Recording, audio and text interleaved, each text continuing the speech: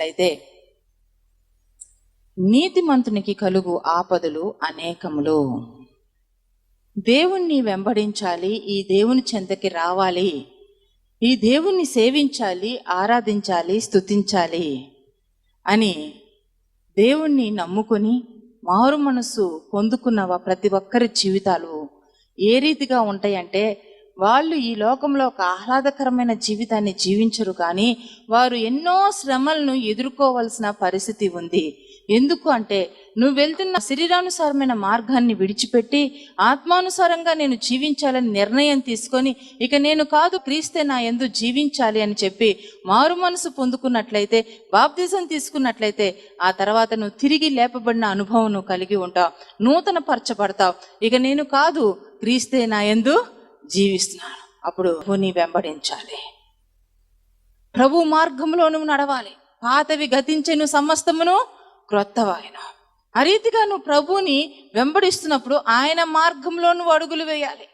ఎవడైనా నువ్వు నన్ను వెంబడింపగోరిన ఎడల తన్ను తాను రిక్తుడిగా చేసుకొని నన్ను సిలువనెత్తుకొని వెంబడించవలను.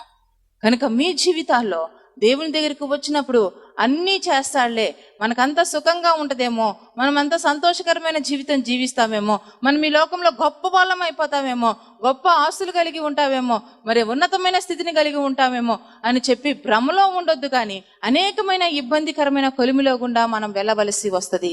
చాలా మందికి క్రైస్తవ జీవితాల్లో అర్థం కానిదంటూ ఏమిటి అంటే, ఈ క్రీస్తును నమ్ముకున్నప్పుడు దేవునికి సమస్తము సాధ్యము, సమస్తము సాధ్యము, సమస్తము సాధ్యము అన్నప్పుడు ఏమిటి కన్నీళ్ళు, ఏమిటి కన్నీటి లోయ, ఏమిటి మూర్ఖులతో జీవించవలసిన పరిస్థితి ఏమిటి? ఎందుకు ఇంత నరకయాతన ఈ లోకంలో మనం అనుభవించాలి? ప్రభువుకు అసాధ్యమైంది లేదు అని చెప్తున్నప్పుడు నేనెందుకు ఇబ్బంది కొలిమిలో ఉండాలి, నేనెందుకు శ్రమల్లో ఉండాలి, శ్రమల లోయలో నేను ఎందుకు ముందుకు సాగాలి? చాలా మందికి ప్రశ్న. ఈరోజు ఇక్కడ ఉన్న వారిలో దేవుడు మీ హృదయాలను చూసి ఉన్నాడు. ఖచ్చితంగా మీరు తర్వాత సాక్ష్యం చెప్తారు.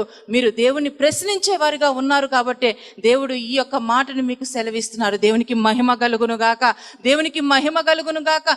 ఎన్నిసార్లు ఇబ్బందికరమైన పరిస్థితులు నిన్ను చుట్టుముట్టినప్పుడు, అగ్ని వంటి శ్రమలని కలుగుతున్నప్పుడు, నీ చుట్టూ ఉన్నవారే నీ వారే నేను వ్యతిరేకపరుస్తున్నప్పుడు, ఒంటరి జీవితంలో నువ్వు ముందుకు సాగుతున్న సమయంలో ఎన్నిసార్లు యేసయ్యా నువ్వు ఉన్నావా నిజంగా ప్రశ్నిస్తున్నా, నువ్వేం చేశావు, నాకు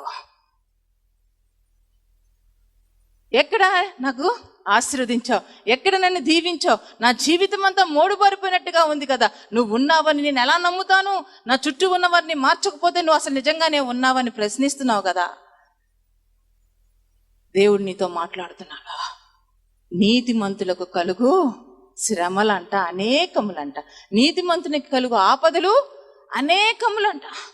మన దేవుడు ఎవరినో చూపించి మన మంచి యేసయ్య, ఇదిగో వారిని చూడండి, వారు ఆ రీతిగా వచ్చారు కదా, వీరిని చూడండి ఎన్ని శ్రమలు అనుభవించారు, ఆ ఎదుటి వారిని చూడండి వారు ఎంత అగ్ని కొలిమిని, మరి అగ్ని వంటి శ్రమలను అనుభవించారో అని చెప్పి వారిని వీరిని చూపించలేదు. కానీ మానవ స్వరూపముతో మన మధ్యకి ఏదించి ప్రభు ఒక మంచి మార్గాన్ని మనకి కనపరిచి ఉన్నారు.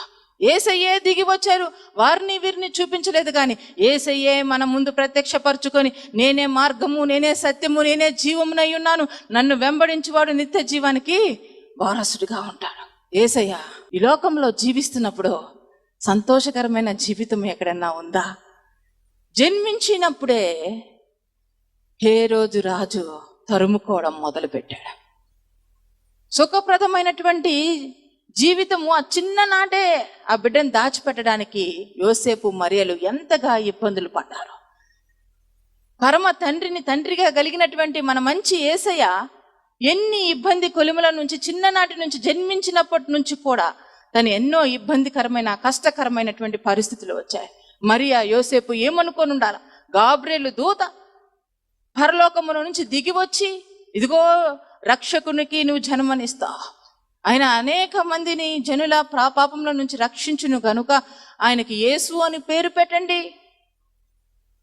ఆ రీతిగా మరి యేసయ్య ఈ లోకంలోకి వస్తే అదే సమయంలో హేరోదు రాజు చెప్తున్నాడు, 2 సంవత్సరాల లోపల ఉన్న పిల్లలందరినీ చంపివేయండి.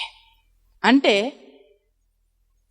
యూదుల రాజుగా పుట్టినటువంటి యేసయ్య బ్రతకకూడదని ఆ చిన్ననాడే ఒక పెద్ద సమస్యగా అయిపోయింది. మరియా యోసేపు ఏమనుకోవాలి? అయ్యో, దూతే వచ్చి చెప్పినప్పుడు ఎంత శ్రేష్టమైన బిడ్డను మనం పొందుకుంటాం. దూతలే రావచ్చుగా ఇప్పుడు ఈ కష్టంలో.